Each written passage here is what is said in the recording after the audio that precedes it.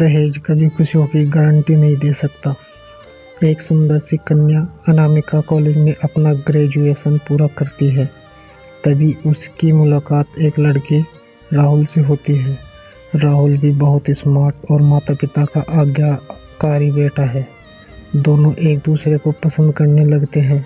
दोनों का ग्रेजुएशन पूरा होता है। राहुल अपने शहर में जॉब करने लगता है और लड़की भी एक अच्छी जॉब कर रही है। दोनों ने निर्णय लिया कि अब माता पिता से शादी की बात करने का वक्त आ गया है। लेकिन परेशानी यह है कि दोनों की कास्ट अलग अलग है। अनामिका ब्राह्मण है और राहुल राजपूत। राहुल के समाज में दहेज बहुत ज़रूरी है, जो कि नकद में होता है। उसके अलावा कई तरह के गिफ्ट और गहने की भी मांग की जाती है। राहुल ने अनामिका को यही स्थिति स्पष्ट की और कहा, घर वालों को मनाओ। अगर तुम सभी मांगे पूरी करवाती हो तो मेरे माता पिता तुम्हें पलकों पर बैठाएंगे।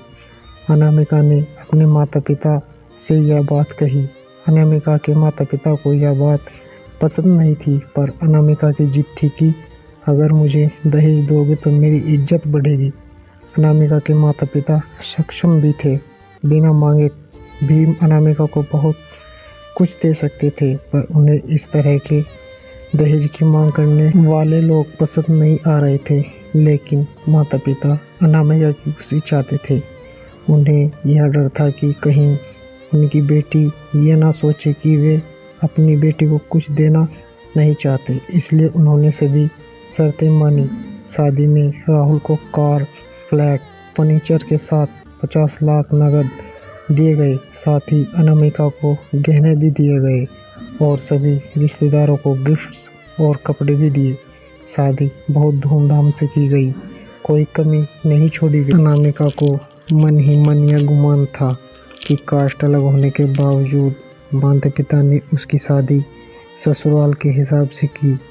अनामिका को विश्वास था कि उसे बेटी बनाकर रखा जाएगा, उसे वही प्यार दिया जाएगा जो उसके माता पिता ने दिया, क्योंकि उसने अपने ससुराल का मान रखा है। अनामिका ने अपने घर से ससुराल विदा ली। ब्राह्मण कन्या राजपूत घर की बहू बनी। ससुराल में बहुत ज़्यादा पर्दा प्रथा थी। औरत को मनचाहा खाना तक की स्वतंत्रता नहीं थी। कितनी भी भूख क्यों ना हो, घर की बहू सबके खाने के बाद ही खाना खाएगी। यहाँ तक कि उसे घर के पुरुषों के सामने बैठने तक की इजाज़त नहीं थी। अनामिका ने इस बात पर ऐतराज़ दिखाया, पर उसकी किसी ने ना सुनी। राहुल ने भी यह बोलकर मुंह फेर लिया कि यह तो परंपरा है। अनामिका को जो गुमान था वो धरा का धरा रह गया। उसे अपने माता पिता की बात याद आई। जब उन्होंने समझाया था तो वह उनसे बहुत लड़ी थी। उसने ससुराल में बात करने का फैसला किया। अनामिका ने अपने सास ससुर और पति से बात की, लेकिन उन्होंने नहीं सुनी और उसे बहुत बेशर्मी से पीटा गया। अनामिका ने कभी ऐसा व्यवहार नहीं देखा था। उसे जिस लाए हुए दहेज पर घमंड था वह चूर चूर हो गया था।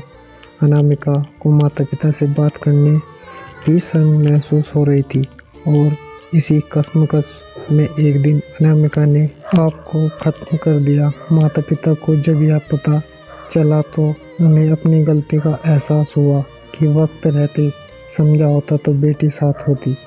जो लोग दहेज पर बेटी की शादी करते हैं उनकी सोच हर तरह से छोटी होती है। जो बेटे को नीलाम कर सकते हैं वो किसी और की बेटी को कैसे अपनी बेटी बना सकते थे। दहेज कभी खुशियों की चाबी नहीं बन सकता। यह बात सभी को समझनी होगी। इस दहेज प्रथा की कहानी में आपने पढ़ा होगा कि माता पिता ही नहीं, लड़की की सोच भी दहेज को सपोर्ट कर रही थी। कई बार लड़कियों को दहेज का गुमान हो जाता है, पर जो लोग लोभी होते हैं वो कभी अच्छे नहीं हो सकते। यह बात सबको समझने की ज़रूरत है। कहानियाँ जीवन में बहुत मायने रखती है। कई बार बड़ी से बड़ी डिग्री भी ज्ञान नहीं देती और एक छोटी सी कहानी जीवन बदल देती है। शिक्षाप्रद कहानी को आधार बनाकर अपने बच्चों को जीवन का सच्चा ज्ञान दें। आप इस कहानी दहेज प्रथा के बारे में कुछ कहना चाहते हैं तो कमेंट बॉक्स में लिखें। यह कहानी हिंदी पाठकों के लिए लिखी गई है। आपको कैसी लगती है हमें लिखें। अन्य हिंदी कहानी एवं प्रेरणादायक प्रसंग के लिए चेक करें हमारा यूट्यूब चैनल रेजे स्टूडियो कहानी। आपका धन्यवाद।